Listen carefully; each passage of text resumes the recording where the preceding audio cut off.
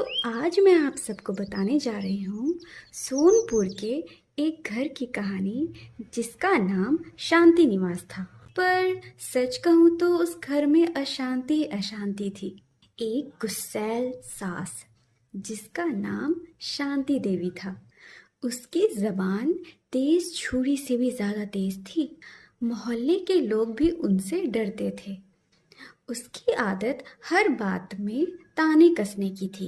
कभी भी वो सीधे मुंह बात ही नहीं करती थी। कभी राशन वाले से नोकझोंक तो कभी सब्जी वाले से लड़ाई। पूरा मोहल्ला शांति देवी से तंग आ जाता था। उसके दो बेटे थे। बड़ा बेटा सूरज, वह अपनी माँ का बहुत लाडला था। अपनी माँ की सारी बात मानता था, फिर चाहे वो गलत हो या सही। शांति देवी का एक छोटा बेटा भी था जिसका नाम अमन था। वो अपनी पढ़ाई में व्यस्त रहता था और घर की किचकिच से तंग आ चुका था। सूरज की पत्नी सुधा बहुत ही भोली थी। उन दोनों की एक छोटी सी बच्ची भी थी जिसका नाम गुड़िया था। सुधा पूरा घर अकेले ही संभालती थी। आस पड़ोस के लोग अक्सर कहते थे, एक सुधा ही है जो इस घर को संभाले हुए है भाई लोग। अगर कोई और लड़की रहती तो अब तक घर छोड़ दी होती। भला इतनी गुस्सैल सास के साथ कौन ही अपना जीवन यापन करेगा। सुबह के 5 बज रहे थे। सुधा रोज की तरह अपने कामों में लग गई थी। सुधा अपनी सास के लिए इलायची और तुलसी की चाय बना रही थी। चाय बनाकर वह अपनी सास को देती है। ले आई चाय, बहुत देर कर दी। तेरा हाथ का जल्दी नहीं चलता, किसी काम की नहीं है। अब क्या मेरे सर पे नाचेगी? जा इधर से। थोड़ी सी चाय चखते ही उसकी सास चिल्ला उठती है, अरे करम जली, ये कौन सा जहर पिला दिया मुझे? ऐसी गंदी चाय, मन तो करता है तेरे मुंह पर फेंक कर मारूं। हटा इसे। जाने मुझसे कौन जन्म का बदला ले रही है। मेरी मती मारी गई थी जो इससे अपने बेटे की शादी करा दी मैंने। कोई और पसंद कर रखी थी मैंने जो मोटा पैसा लाती। मेरी तो किस्मत ही खराब है जो इसे पसंद कर लिया बाद में। ना मुझे पोते दिए इसने। जा जाकर नाश्ते की तैयारी कर। सुधा उदास होकर अपने कामों में लग जाती है। फिर उसका पति सूरज उसके पास आता है और कहता है, अरे ओ मूर्ख औरत, तुमने फिर से मेरी माँ का मूड खराब कर दिया। क्या जरूरत थी ये सब करने की? तुम्हें एक छोटा सा काम भी ठीक से करना नहीं आता क्या? क्या सीख कर आई हो तुम अपने घर से भाई? एक साधारण सी चाय भी ढंग से नहीं बना सकती हो? क्या यही संस्कार मिला है तुम्हें? सच पूछो तो मेरी तो किस्मत ही खराब है जो तुम मेरे पल्ले पड़ गई हो। दिन भर यही तमाशा होता रहता है इस घर। अरे सुनो महारानी जी, नाश्ता बनाया नहीं अब तक? जब देखो घर में कोई ना कोई खिचड़ी पकती ही रहती है। कभी माँ से बहस तो कभी कोई काम बिगाड़ दिया।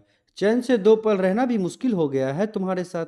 मुझे तो समझ नहीं आता है कि इस घर में शांति और सुकून कभी कभी लौटेगी भी या नहीं, या तुम हमेशा इसी तरह हर छोटी बात का बतंगर बनाती रहोगी। ये सब कहकर सूरज वहां से चला जाता है और सुधा उदास होकर घर के कामों में लग जाती है। वहाँ पर गुड़िया आ जाती है और अपनी माँ से कहती है, माँ, दादी बहुत बुरी है। वो तो हम दोनों को पसंद ही नहीं करती।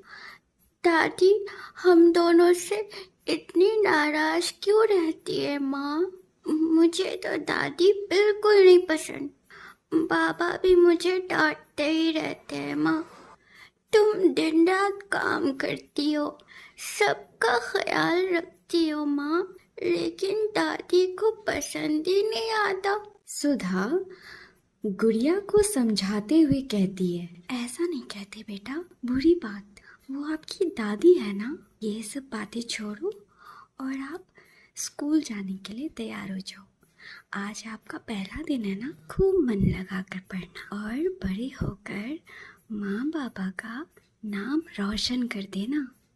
हाँ माँ, मैं बड़े होकर आप दोनों का बहुत नाम रोशन कर दूंगी और फिर दादी मुझसे बहुत प्यार करेगी। तभी गुड़िया की दादी उसे आवाज लगाकर बुलाती है, अरे ओ कमबख्त, किधर गई? मेरे लिए पानी लेकर आ। माँ की चमची। सुनाई नहीं देता क्या तुझे? बुला रही है ये बुढ़िया। दोनों के दोनों कामचोर, पता नहीं क्या खुसुर पुसुर करते रहते हैं। मेरा तो जीना ही हराम कर दिया है इन दोनों ने। कहीं चली क्यों नहीं जाती ये दोनों माँ बेटी। अरे ओ गुड़िया रानी, सुनाई नहीं दे रहा क्या तुझे? हाँ दादी, आई। दादी दादी, आज मेरा स्कूल में पहला दिन है, मुझे आशीर्वाद दो दादी। आशीर्वाद? कोई जरूरत नहीं है स्कूल स्कूल जाने की। आखिर तू किससे पूछकर स्कूल जा रही है? इस घर की मालकिन मैं हूँ। तेरी माँ नौकर है, नौकर। और नौकर की बेटी पढ़ाई करेगी, और तू पढ़ाई करके क्या ही कर लेगी? चूल्हा चौका ही तो करना है ना। तो पढ़ाई में इतने पैसे क्यों वेस्ट होगी? ये बात तो तेरे बाबा ने भी मुझे नहीं बताई। आने दो उसे, पूछूंगी उससे कि किससे पूछकर तुझे स्कूल भेज रहे हैं। इस घर की मालकिन अभी जिंदा है। एक तो आमदनी इतनी ज्यादा नहीं, और तुझ पे क्यों खर्च करेगा मेरा बेटा? जा जाकर काम में लग जा।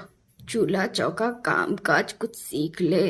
अपनी माँ की तरह मत बन जाना, वरना ससुराल वाले ताने देंगे। अब खड़ी क्या है, जा यहाँ से। क्या हुआ बेटा, क्या बात है? माँ, मुझे दादी ने स्कूल जाने नहीं दिया, उन्होंने मुझे मना कर दिया माँ। अरे बेटा, आप रो क्यों रहे हो? दादी अभी थोड़ी सी नाराज है। आपके पापा आएंगे ना सुबह, तब वो उन्हें समझा देंगे। अभी आप रो मत, अच्छे बच्चे हो ना आप, रोते नहीं। अभी आप घर पे पढ़ाई करो, ठीक है? आंगन में बैठकर गुड़िया पढ़ाई कर रही थी। तभी अचानक उसकी दादी आ जाती है। A for apple, B for ball, C for cat. अरे ओ महारानी, तुझे क्या मेरी बात समझ नहीं आती? ये क्या तू पोथी लेकर बैठ गई है? घर में और कोई काम नहीं है क्या तुझे? कितनी बार समझाया है कि पढ़ लिख कर कोई फायदा नहीं है, लेकिन इसकी माँ ने इसके मत्थे पढ़ाई का भूत सवार कर दिया है। कितना भी समझा लूं, समझ ही नहीं आता इसको। बिल्कुल अपनी माँ पर गई है ये, जिद्दी कहीं की। सुन, ये सब बंद कर और जा अपनी माँ को बोल मेरे लिए चाय बना कर भेजे।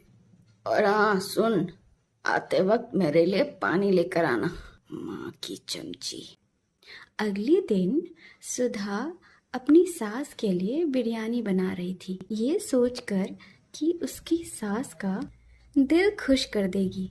लेकिन किस्मत को कुछ और ही मंजूर थी। सुधा खाना परोसती है। खाना चखते ही शांति देवी फिर से चिल्ला उठती है। अरे मनहूस, ये क्या बना दिया तूने?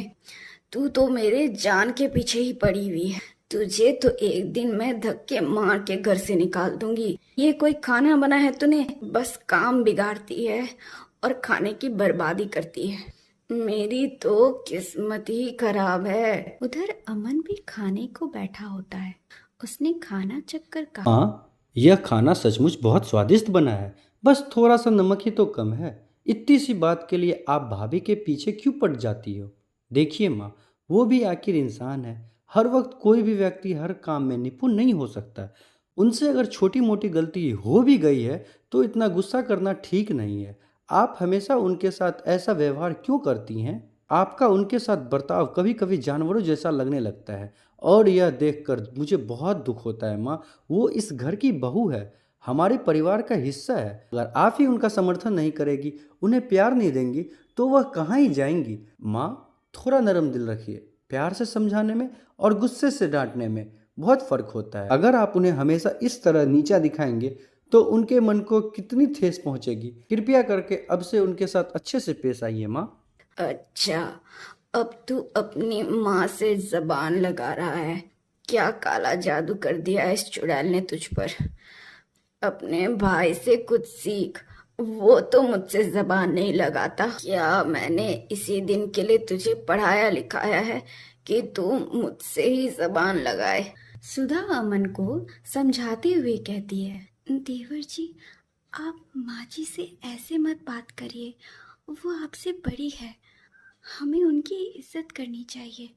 लाइए माँ जी, मैं फौरन ही कोई दूसरा खाना बना देती हूँ, आप गुस्सा मत होइए, मुझे माफ़ कर दीजिए माँ जी। माफ कर दो तुझे, और जो ये खाना बर्बाद किया है तूने, उसके पैसे तू देगी क्या? मेरा बेटा कमाता है, इतनी मेहनत करता है, और तू उसके पैसे बर्बाद कर देती है। बिल्कुल ही निकम्मी है तू, निकम्मी। फिर अमन कहता है, माँ बस कीजिए आप।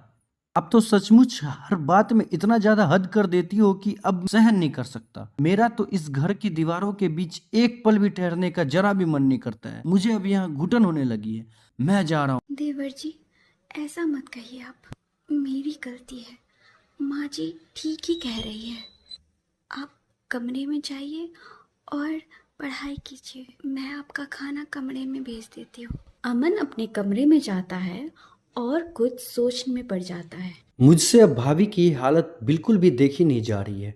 जब मैं उन्हें अकेले में देखता हूँ तो मुझे बहुत बुरा लगता है। बेचारी ने जब से इस घर में कदम रखा है तब से चुपचाप सहती ही जा रही है। उन्होंने एक भी चीज़ों की शिकायत कभी नहीं की, लेकिन उनकी आंखों में वो सारा दर्द साफ साफ दिखता। मुझे लगता है कि अब मेरा सब्र की सीमा टूट चुकी है। अब मैं और ये सब बर्दाश्त नहीं कर सकता और ना ही करना चाहता हूँ। पता नहीं क्यों, पर ये सब बात मुझे अच्छे से समझ आ गई है कि मुझे ही कुछ बड़ा कदम उठाना पड़ेगा। दरअसल इस घर को किसी सुधारने की ज़रूरत है। हमें एक ऐसी नई इंसान की ज़रूरत है, खासकर एक ऐसी नई बहू की जो मेरी माँ का बर्ताव, एटीट्यूड को ठीक कर सके और घर का माहौल बदल दे। मुझे उम्मीद है कि वह नई बहू आकर सब कुछ ठीक ही कर देगी। अमन शादी करने का फैसला कर लेता है और एक दिन दरवाजे पे दस्तक होती है। सौम्या, तुम्हें पता है ना अंदर जाकर क्या करना है? बस माँ को सुधारना है। तुम ज़्यादा ओवर एक्टिंग मत कर देना जिससे मेरी माँ पकड़ ले। अरे वो सब तो तुम मुझ पर छोड़ दो, मैंने अच्छो अच्छो को सीधा किया है। फिर तुम्हारी ये माँ क्या चीज है? घी जब सीधी उंगली से ना निकले तो उंगली टेढ़ी करनी पड़ती है बच्चू। चलो अब अंदर चलते हैं, यहीं खड़े रहेंगे या बातें बनाएंगे?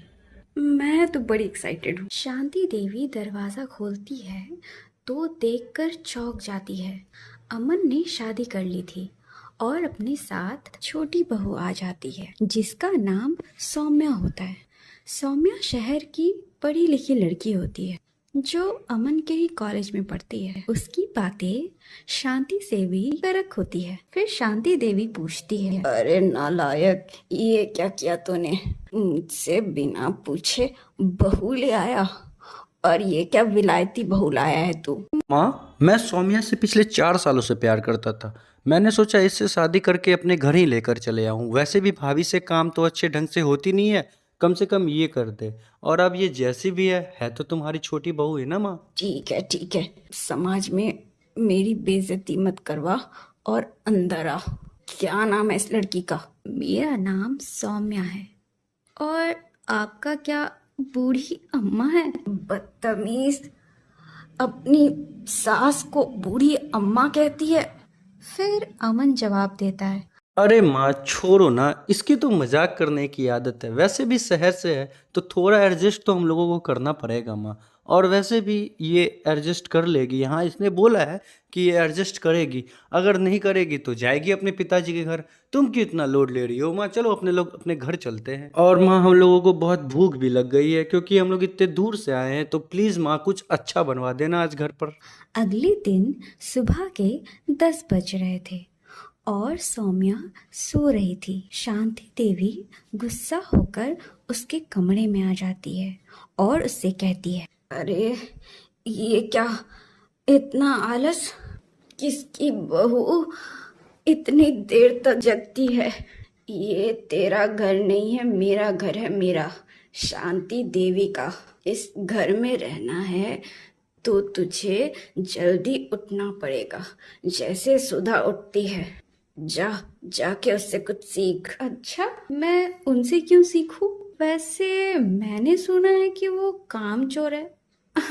ऐसा मैं नहीं, आप ही ने कहा होगा। और जब वो कामचोर ही है तो सुबह 5 बजे उठ के क्या करती है? देखो बुढ़िया, मुझसे ये सब नहीं होगा। मेरे नेल पेंट खराब हो जाएंगे, कल ही एक्सटेंशन करवाया है। अभी यहाँ से जाओ, मुझे नींद आ रही है। इससे तो बात करना ही बेकार है, ये तो मेरा बीपी ही बढ़ा देगी। दिन के 12 बज रहे थे। शांति देवी नहाने जा रही थी। फिर सौम्या को कहती है, अरे ओ महारानी, मुझे नहाने जाना है, कम से कम मेरे लिए पानी तो गर्म कर दे। हाँ हाँ करती हूँ। सौम्या ने खौलता हुआ गर्म पानी बाथरूम में रख दिया। बाथरूम जाते ही उसकी सास चिल्ला उठती है, अरे रे मर गई मैं तो। ये तो मुझे मार कर ही छोड़ेगी। न जाने मुझसे कौन से जन्म का बदला लेने आई है ये चुड़ैल।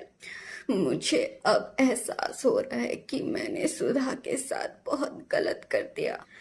इससे तो लाख गुना अच्छा मेरी बड़ी बहू है। सौम्या बाथरूम के बाहर सारी बातें सुन रही थी और मजे ले रही थी। शांति देवी को अपनी गलती का एहसास हो चुका था। वह सुधा के पास जाती है और कहती है, बेटी सुधा, इन कुछ दिनों में मुझे एहसास हो गया है कि तू ही मेरी सबसे अच्छी बहू है और मैंने तेरे साथ बहुत गलत किया है बेटा, मुझे माफ कर देना। फिर सुधा कहती है, अरे माँ जी, आप माफी मत मांगिए, आप मेरी माँ समान हैं। मुझे तो बस आप आशीर्वाद और अपना प्यार दीजिए। सौम्या फौरन अमन के कमरे में जाती है और उससे कहती है, अरे अमन, हमारा प्लान तो सक्सेसफुल रहा, तुम्हारी माँ सुधर गई है। अब उन्हें एहसास हो रहा है कि वो भाभी के साथ कितना गलत कर रही थी। जब बात खुद पर आ जाए ना तो लोग सुधर ही जाते हैं। तुम ठीक कह रही हो सौम्या। लगता है माँ को समझ आ ही गया है कि उसकी बहू हीरे जैसी है। आखिर जब अपने पे बात आती है तभी समझ आती है। मुझे पूरा भरोसा था कि तुम मेरी माँ को सुधार ही दोगे। वैसे माँ ने बहुत गलत किया है भाभी के साथ, लेकिन अब क्या करोगे, उसे समझ आ गया, इतना ही काफ़ी है। और साथ साथ भैया को भी बिगाड़ रखी थी अपने साथ। ना भैया भाभी को अच्छे तरीके से रिस्पॉन्स देते, ना ही कुछ करते। मुझे तो समझ ही नहीं आता, वो आखिर पति पत्नी है, उन्हें तो उनकी मदद करनी चाहिए थी। खैर कोई नहीं, अब माँ सुधर गई है। तुम ही बताओ सौम्या, उनकी भी कोई बेटी होती और उनके ससुराल वाले उनके साथ ऐसा बर्ताव करते तो सोचो क्या बीतती उन पर। मुझे तो समझ ही नहीं आता क्यों करते हैं लोग अपने बहू के साथ इतनी जालिम हरकत। वैसे थैंक यू सौम्या, तुम नहीं होती तो आज मेरे घर में खुशी नहीं आ पाती। Thank you so much Soumya. अच्छा ठीक है ठीक है, अब तुम ज्यादा सेंटी मत हो, चलो बाहर चलते हैं। ये सब देखकर सौम्या और अमन कमरे से बाहर आ जाते हैं और फिर शांति देवी से कहता है, माँ, मैंने ये सब सिर्फ नाटक किया था कि तुम भाभी को इतना परेशान करती हो और भाभी कुछ भी नहीं बोलती है। इसीलिए मैंने ये नाटक किया कि भाभी को तुम्हारे दुख तकलीफ से छुटकारा मिल सके। तुम भी तो माँ कभी बहू होगी, क्या तुम्हारी सास भी तुम्हारे साथ ऐसा करती है? अगर सोच कर देखो, तुम्हारी भी बेटी होती और उनके ससुराल वाले उनके साथ इतना बर्ताव गंदा करते तो क्या ही वो करती। आप ही सोचो माँ। बेटा, मुझे अपनी गलती का एहसास हो गया है बेटा, मुझे माफ कर दो। मुझे माफ़ कर दो मेरी अर्धांगिनी, मैंने तुम्हारे साथ बहुत गलत किया है। मैंने अपनी माँ की बातों में आकर तुम्हारे साथ इतना गलत किया है कि मैं क्या ही बताऊँ अब। ना मैंने तुम्हारी इज्जत की, ना अपनी बच्ची की इज्जत की। मुझे बहुत अफसोस हो रहा है मेरी गलतियों पर, लेकिन मैं अब क्या करूँगा। मैं बस अब तुमसे इतना ही कहूँगा कि मुझे माफ़ कर दो। मैं कभी भी किसी और की बातों में आकर तुम्हारा या हमारे बच्चे का दिल नहीं दुखाऊंगा। मुझे बहुत बुरा लग रहा है अपनी करतूतों पे, लेकिन बस तुम मेरा साथ दो अब मेरी अर्धांगिनी, और मैं कुछ नहीं चाहता हूँ तुमसे। अरे नहीं, ये आप क्या कह रहे हैं? आपकी कोई गलती नहीं है, आपने तो अपने बेटे होने का फर्ज निभाया है, इसमें आपकी कोई गलती नहीं है। माँ को अपनी गलती का एहसास हो गया है और क्या चाहिए मुझे? आप खुश रहें, माँ खुश रहे, हमारा परिवार सुखी से रहे और मुझे कुछ भी नहीं चाहिए। आप लोगों ने अपनी गलती मान ली, मेरे लिए तो यही बड़ी बात है। आप मुझे और शर्मिंदा मत करिए। मैं बहुत भाग्यशाली हूँ जो मुझे आप जैसा पति मिला। आप यूँ माफ़ी मत मांगिए। हमारी इतनी सारी गलतियों के बावजूद तुमने हमें माफ़ कर दिया। हमें और क्या चाहिए? बस भगवान का शुक्रिया अदा करता हूँ कि मेरी माँ को समझ आ गया कि तुम हीरे से भी कीमती हो। हमें माफ़ कर देना। अब शांति के घर में सचमुच शांति का रौनक फैल जाता है। उनका परिवार हंसी खुशी रहने लग जाता है।